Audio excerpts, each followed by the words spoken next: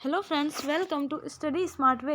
आज एक बार फिर आपका यूपी टेट, सुपर टेट और लेखपाल की स्पेशल क्लासेस में स्वागत है। जैसा कि आप सभी लोग जानते हैं, इस समय आपकी लेखपाल की क्लास चल रही है।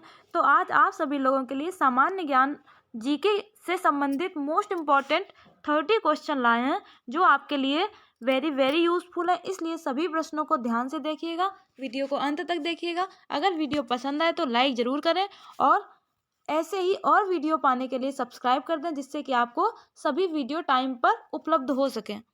तो आज की क्लास का पहला प्रश्न आपके सामने दिया गया है, मोस्ट इम्पॉर्टेंट क्वेश्चन है। चलिए देखते हैं। अंतर्राष्ट्रीय मानवाधिकार दिवस कब मनाया जाता है? 2 मार्च, 27 जून, 11 जुलाई और 10 दिसंबर। तो अंतर्राष्ट्रीय मानवाधिकार दिवस ये 10 दिसंबर को मनाया जाता है। यहाँ आपका फोर्थ ऑप्शन सही हो जाएगा। और 11 जुलाई जो है ये जनसंख्या दिवस के रूप में मनाया जाता है। और चीज़ों को भी नोट कर लीजिएगा, अपने नोट्स ज़रूर बना लें। तो 11 जुलाई ये जनसंख्या दिवस के रूप में मनाते हैं। 27 जून ये मधुमेह जागृति दिवस के रूप में मनाया जाता है। मधुमेह जागृति दिवस, ये भी ध्यान रखिएगा, हो सकता है पूछ लिया जाए, इसलिए आपको पॉइंट टू पॉइंट हर चीज़ बता दी जाती है। सभी प्रश्न नोट कर लीजिएगा और आपके हर प्रश्न से लगभग 2 से 3 प्रश्न और निकल आते हैं। इससे कि आपके समय की भी बचत होती है और आपकी नॉलेज भी ज़्यादा बढ़ती है। तो चलिए आगे बढ़ते हैं अगले प्रश्न पर। संयुक्त राष्ट्र अधिकार पत्र कितने देशों के हस्ताक्षर द्वारा संयुक्त राष्ट्र संघ स्थापित हुआ? संयुक्त राष्ट्र अधिकार पत्र पर कितने देशों के साइन हुए हैं? तो यहाँ आपका ये पहला ऑप्शन सही हो जाएगा। 50 देशों के साइन होने के बाद ही संयुक्त राष्ट्र संघ स्थापित हुआ है। और इसकी स्थापना कब हुई है? तो ये 24 अक्टूबर 1945 को इसकी स्थापना हुई है। और ये जो पूछा गया है हस्ताक्षर, तो ये हस्ताक्षर कब हुए हैं? तो ये हस्ताक्षर 26 जून 1945 को हुए हैं। ये याद रखिएगा, ये आपकी स्थापना डेट है 24 अक्टूबर 1945 और ये सिग्नेचर डेट है 26 जून 1945। और इस समय संयुक्त राष्ट्र संघ में टोटल जो सदस्य हैं वो 193 हैं। इनको नोट कर लीजिएगा, मोस्ट इम्पॉर्टेंट क्वेश्चन है। आगे बढ़ते हैं अगले प्रश्न पर।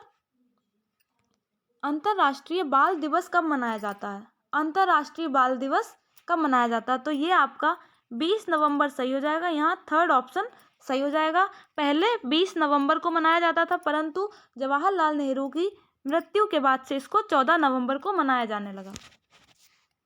आगे बढ़ते हैं अगले प्रश्न पर। भारत में सबसे बड़ा बौद्ध मठ कहाँ है? सबसे बड़ा बौद्ध मठ पूछा गया है, तो कहाँ पे है? लद्दाख में, अरुणाचल प्रदेश में, हिमाचल प्रदेश में या फिर तमिलनाडु में। तो भारत में जो सबसे बड़ा बौद्ध मठ है वो अरुणाचल प्रदेश में है। ये आपका सेकेंड ऑप्शन सही हो जाएगा। और उसका नाम क्या है? तो वो तवांग मठ के नाम से जाना जाता है। तवांग मठ ये तवांग नदी की घाटी में स्थित है, अरुणाचल प्रदेश में है भारत का सबसे बड़ा बौद्ध मठ। आगे बढ़ते हैं अगले प्रश्न पर। भारत में आर्थिक सर्वेक्षण प्रत्येक वर्ष आधिकारिक रूप से किसके द्वारा प्रकाशित किया जाता है? आर्थिक सर्वेक्षण नीति आयोग के द्वारा, भारतीय रिजर्व बैंक के द्वारा, वित्त मंत्रालय के द्वारा या फिर वाणिज्य मंत्रालय के द्वारा। तो भारत में ये वित्त मंत्रालय के द्वारा प्रकाशित किया जाता है। यहाँ आपका थर्ड ऑप्शन बिल्कुल सही हो जाएगा। ये केंद्रीय बजट के बाद भारतीय संसद में प्रस्तुत किया जाता है वित्त मंत्रालय के द्वारा। अगला प्रश्न।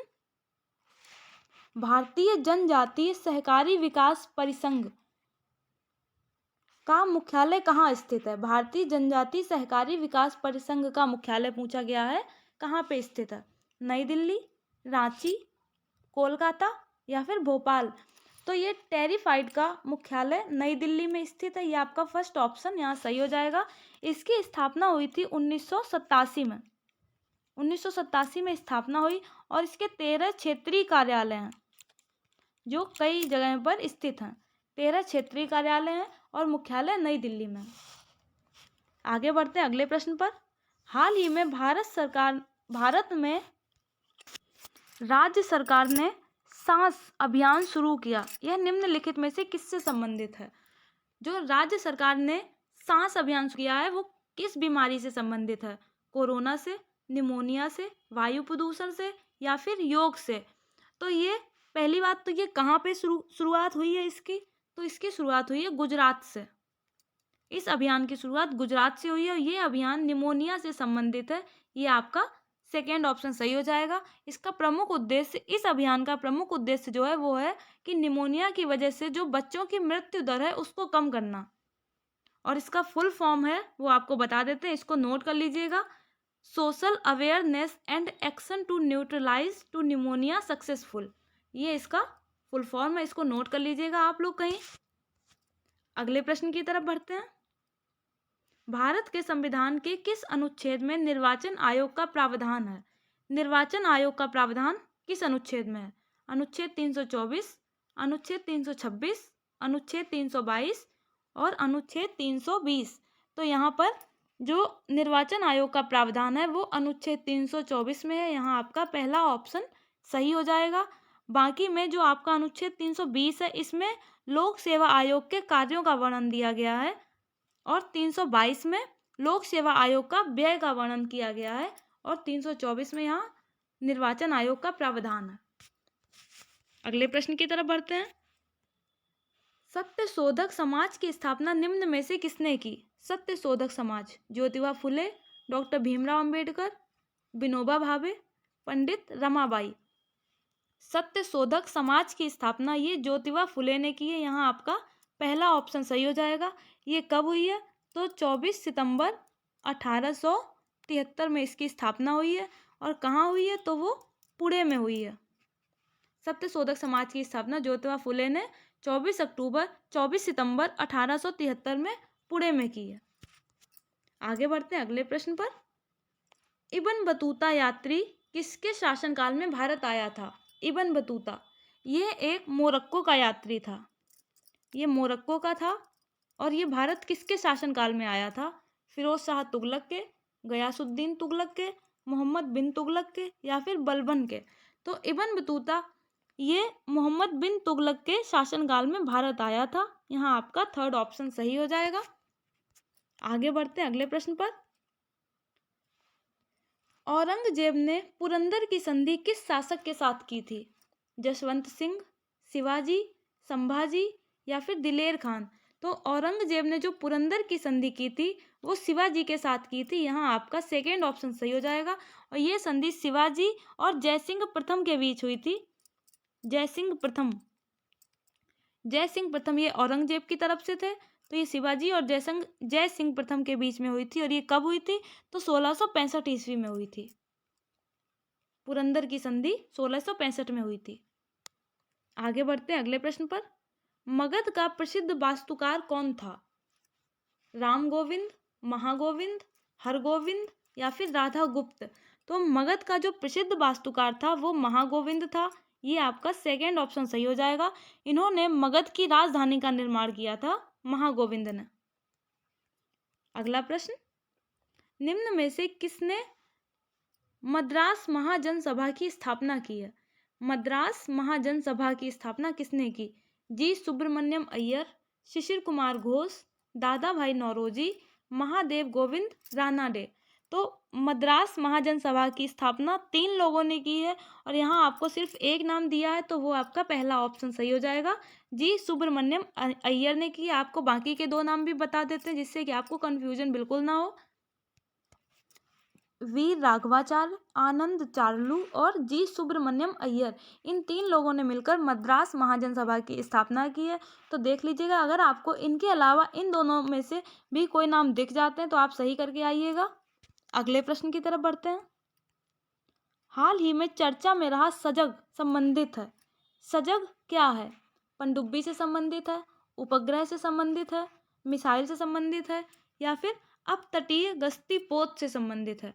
तो ये जो सजग है ये समुद्री हितों के लिए अजीत डोभाल जी ने, जो कि प्रधान में खास सलाहकार हैं, इन्होंने अपतटीय गश्त पोत से ये सजग का उद्घाटन किया था। समुद्र हितों की रक्षा के लिए इसको समर्पित किया था। और ये कब किया है? तो 29 मई 2021 में। करेंट का क्वेश्चन है, इसको याद रखिएगा। 29 मई 2021 को सजग को लॉन्च किया है तटीय गश्ती पोत से संबंधित है ये, और किसने लॉन्च किया, तो ये अजीत डोभाल ने। आगे बढ़ते हैं अगले प्रश्न पर। मलाला दिवस कब मनाया जाता है? मलाला दिवस 12 अक्टूबर को, 23 जून को, 12 जुलाई को और 1 मई को। तो मलाला दिवस ये 12 जुलाई को मनाया जाता है। यहाँ आपका थर्ड ऑप्शन सही हो जाएगा। संयुक्त राष्ट्र संघ ने मलाला यूसुफजई इनका पूरा नाम है, इनकी बहादुरी से खुश होकर 16वें जन्मदिवस पर 12 जुलाई को इनको मलाला दिवस के रूप में मनाया जाने लगा। आगे बढ़ते हैं अगले प्रश्न की तरफ। किसे विश्व व्यापार संगठन की पहली महिला महानिदेशक के रूप में नियुक्त किया गया? विश्व व्यापार संगठन WTO की पहली महिला महानिदेशक के रूप में किसको नियुक्त किया? Kristalina Georgieva, Angelina Jolie, Ngozi Okonjo Iweala, या फिर इनमें से कोई नहीं। तो विश्व व्यापार संगठन की जो पहली महिला महानिदेशक के रूप में नियुक्त की गई हैं वो नागोजी ओकोजो इवेला हैं। ये आपका थर्ड ऑप्शन सही हो जाएगा। विश्व व्यापार संगठन इसकी स्थापना कब हुई? तो ये 1 जनवरी 1995 को इसकी स्थापना हुई है WTO की। और इसका मुख्यालय कहाँ है? तो मुख्यालय है जेनेवा में। इसमें वर्तमान में कुल कितने देश हैं? 164 देश हैं। ये याद रखिएगा, सभी चीज़ें मोस्ट इंपॉर्टेंट हैं। WTO की स्थापना कब हुई? 1 जनवरी 1995 को। इसका मुख्यालय जिनेवा में है। इसमें टोटल 164 देश हैं और पहली महिला महानिदेशक नागोजी ओकोजो इवेला है। आगे बढ़ते हैं अगले प्रश्न की तरफ। इजराइल के नए प्रधानमंत्री के रूप में किसने शपथ ली है? इजराइल के नए प्रधानमंत्री नफ्ताली बेनेट, हमद अमर, इसाबी फ्रेज, यायर लैपिड। तो इजराइल के जो नए प्रधानमंत्री के रूप में जिन्होंने शपथ ली है वो नफ्ताली बेनेट हैं। ये आपका फर्स्ट ऑप्शन यहाँ सही हो जाएगा। अगला प्रश्न देखते हैं। निम्नलिखित में कौन संसद का सदस्य हुए बिना उसकी कार्यवाही में भाग ले सकता है? जो संसद का सदस्य नहीं है लेकिन फिर भी उसकी कार्यवाही में भाग ले सकता है, ऐसा कौन है? अटॉर्नी जनरल, मंत्री, प्रधानमंत्री, भारत का मुख्य न्यायाधीश। तो ये आपका मंत्री और प्रधानमंत्री सही हो जाएगा। यहाँ आपका सेकेंड ऑप्शन सही हो जाएगा। मंत्री और प्रधानमंत्री ये लोग संसद का सदस्य हुए बिना भी भाग ले सकते हैं। आगे बढ़ते हैं अगले प्रश्न पर। मोस्ट इंपॉर्टेंट क्वेश्चन है, मधु क्रांति पोर्टल निम्न में से किससे संबंधित है? मधु मीन्स होता है शहद, और मधु क्रांति पोर्टल निम्न में से किससे संबंधित है? तो आप सभी लोग समझ गए होंगे, मधु यानी कि शहद, तो ये शहद से संबंधित है। यहाँ आपका सेकेंड ऑप्शन सही हो जाएगा। शहद और उससे बने हुए पदार्थों से संबंधित है ये। और इसको लॉन्च किसने किया है? तो ये केंद्रीय कृषि एवं किसान कल्याण मंत्री ने मधु क्रांति पोर्टल शुरू किया है। और हनी कॉर्नर भी इन्होंने ही लॉन्च किया है।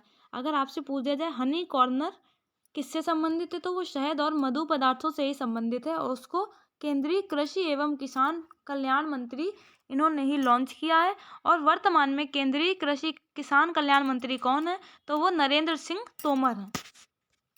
आगे बढ़ते हैं अगले प्रश्न पर। अंतर्राष्ट्रीय खगोलीय संघ का मुख्यालय कहाँ है?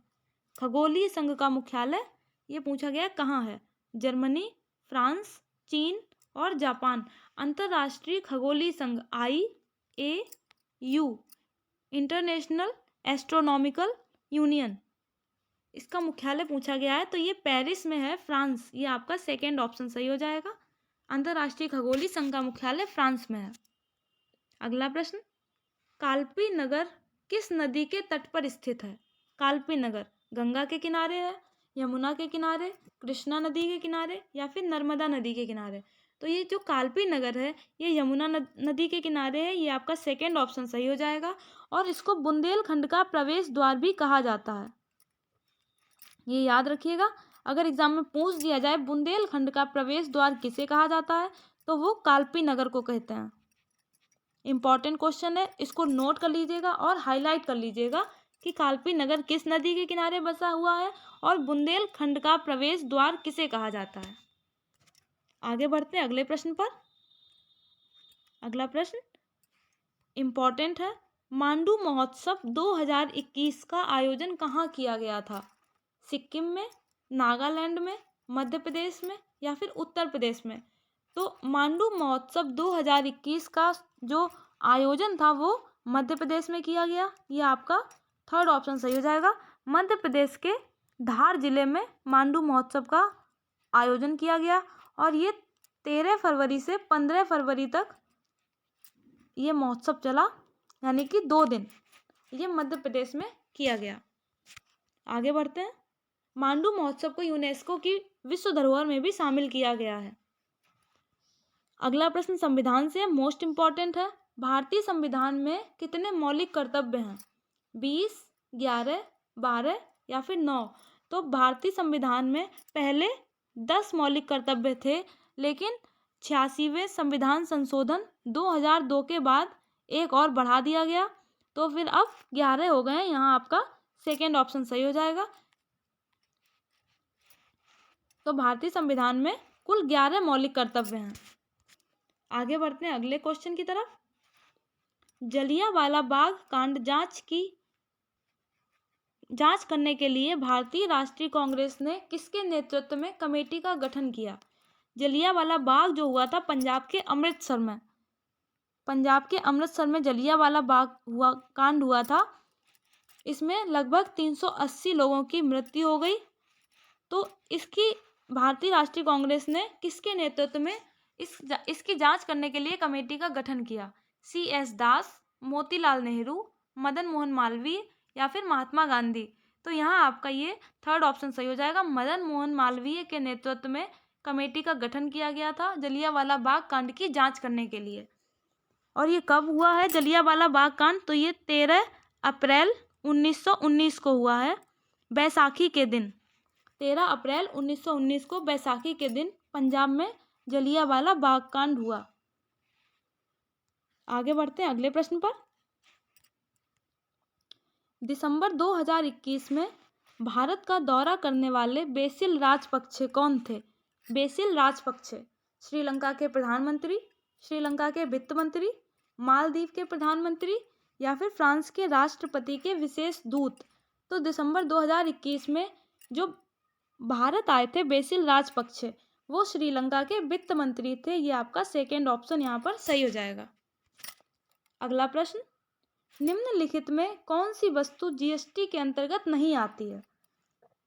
लॉटरी, स्टील की बिक्री एवं खरीद, कच्चे पेट्रोलियम पर शुल्क या फिर सोना?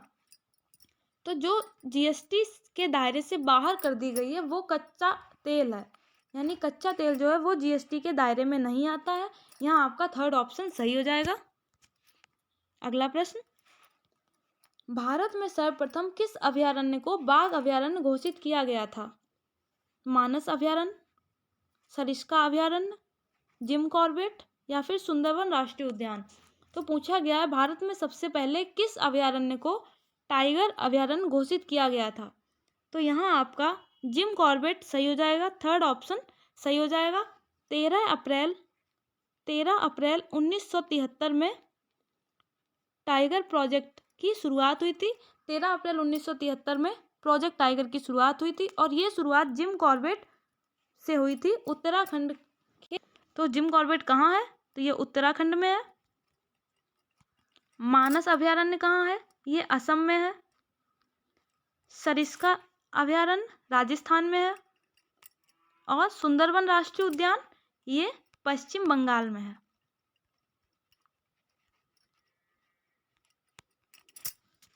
आगे बढ़ते हैं अगले प्रश्न पर। कुतुबुद्दीन ऐबक की राजधानी कौन सी थी? कुतुबुद्दीन ऐबक कौन था? तो ये दिल्ली का प्रथम तुर्क शासक था कुतुबुद्दीन ऐबक। और इसकी राजधानी क्या थी? लाहौर, दिल्ली, अजमेर, लखनऊ। कुतुबुद्दीन ऐबक की राजधानी ये लाहौर थी। ये आपका फर्स्ट ऑप्शन सही हो जाएगा।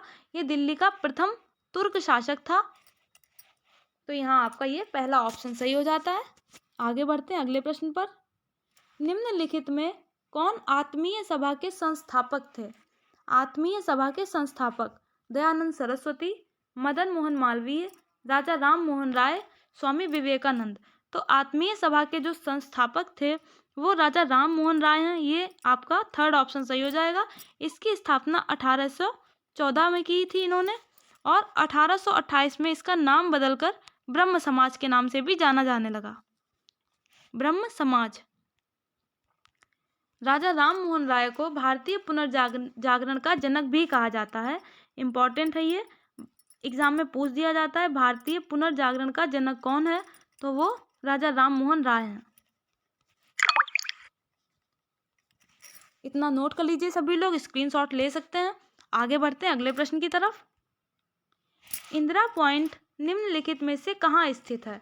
इंदिरा पॉइंट तमिलनाडु में, केरल में, लक्षद्वीप में या फिर अंडमान निकोबार में? इंदिरा पॉइंट भारत का सबसे जो दक्षिणतम बिंदु है वो इंदिरा पॉइंट है। इम्पॉर्टेंट है, ये एग्जाम में पूछ लिया जाता है। और ये कहाँ पे स्थित है? तो ये अंडमान निकोबार द्वीप समूह में यहाँ स्थित है। ये आपका फोर्थ ऑप्शन सही हो जाएगा। तो आज के प्रश्नों की श्रृंखला यहाँ पर समाप्त होती है। वीडियो को अंत तक देखने के लिए आप सभी लोगों का बहुत बहुत धन्यवाद। वीडियो अगर आप लोगों को पसंद आए तो लाइक ज़रूर करें, चैनल को सब्सक्राइब कर दें। Thank you. जय हिंद, जय भारत।